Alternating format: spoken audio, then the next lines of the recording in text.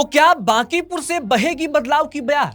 ये सवाल इसलिए पूछे जा रहे हैं क्योंकि बांकीपुर सीट पर हो रहे उपचुनाव में देश के सबसे बड़े चुनावी रणनीतिकार और जनसुराज के सूत्रधार प्रशांत किशोर ने खुद चुनावी मैदान में उतरने का ऐलान कर दिया है।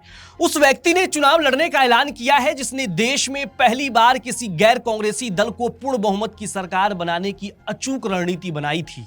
अब देखिए, प्रशांत बड़े रणनीतिकार सिर्फ इसलिए नहीं है कि उन्होंने नरेंद्र मोदी को पीएम की कुर्सी दिलाई, बल्कि वो इसलिए महारणनीतिकार हैं क्योंकि उन्होंने प्रचंड मोदी लहर के बीच 2015 में सीएम नीतीश कुमार की कुर्सी बचाकर दिखाई थी। ये वही प्रशांत हैं जिन्होंने Arvind Kejriwal, captain Amarinder Singh, MK Stalin, Mamata Banerjee, K Chandrashekar Rao और थलापति विजय जैसे दिग्गजों को सीएम की कुर्सी तक पहुंचाया।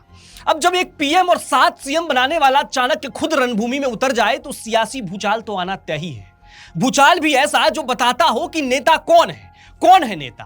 नेता वही होता है जिसका नाम चुनावी शिलालेख पर उकेरते ही सियासत जिंदा हो जाए। अब देख लीजिए, बांकीपुर विधानसभा उपचुनाव में प्रशांत की उम्मीदवारी के ऐलान भर से ही समूचे बिहार की सियासत यकायक जीवंत हो गई है। अब जिसके चुनाव लड़ने के ऐलान मात्र से ही राजनीतिक भूचाल आ जाए तो सोचिए कि अगर वे चुनाव जीत गए तो फिर बिहार के सियासत की तस्वीर क्या होगी। अंदाजा लगाइए। अब इस सियासी शोर के बीच एक बड़ा सवाल यह भी है कि जब प्रशांत ने मुख्य बिहार विधानसभा चुनाव नहीं लड़ा तो फिर इस उपचुनाव में वो क्यों उतर रहे हैं? तो इसका सीधा और सटीक जवाब यह है कि शायद प्रशांत को मुख्य विधानसभा चुनाव के परिणामों से यह साफ समझ में आ गया कि वे अपनी जनसुराज टीम को बिहार के इस जटिल राजनीतिक मैदान में महज कोच बनकर नहीं जिता सकते हैं।